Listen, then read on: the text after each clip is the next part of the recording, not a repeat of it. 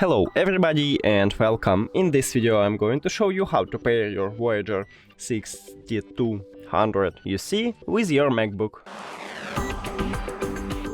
You have to start by click at the Bluetooth icon at the top, or if you haven't it, just go to the control panel and click at the Bluetooth here. Now go to the settings, and after that right here at the right ear cup, at the bottom we have this power slider. So slide up it to the Bluetooth and hold until this LED light is start flashing blue and red. Here we go, now you can release your finger and we should see it at the device list. This one is the headphones. I don't know why it haven't normal name, but it will change. So just click connect near to it.